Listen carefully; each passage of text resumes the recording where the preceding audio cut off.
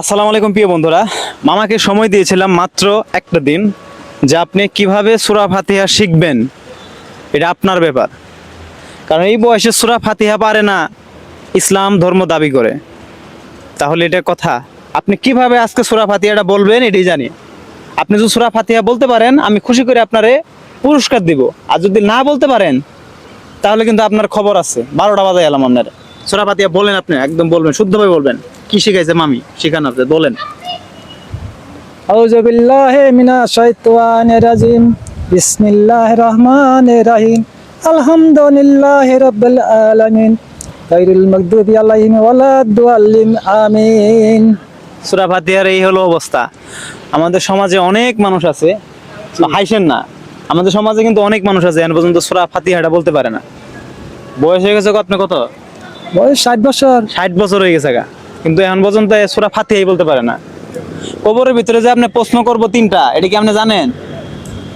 কবরে যে প্রশ্ন করব তিনটা, এটা আপনি জানেন? আরে বাবা, জানি না তো, শিখি নাই।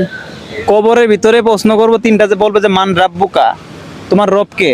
জি, কি আপনার রব কে? আমার রব তো আল্লাহ। মান দিনুকা, তোমার দিন কি? রাসূল। দিন হলো রাসূল। এই হলো অবস্থা, দেখছেন?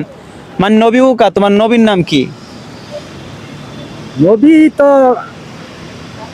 আমাদের প্রিয় নবী। এই হলো অবস্থা।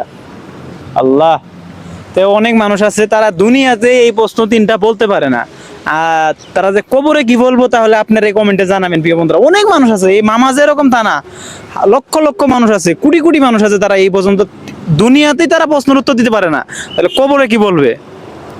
আপনারা এইসব মানুষ পাইলে অনেক কিছু শিখাবেন, আমিও চেষ্টা করি শেখানোর জন্য। আমারে শিখাই না, জি, অনেক কিছু শিখাই, আমিও এইসব মানুষ পাইলে শিখাই, আপনারাও শেখাবেন।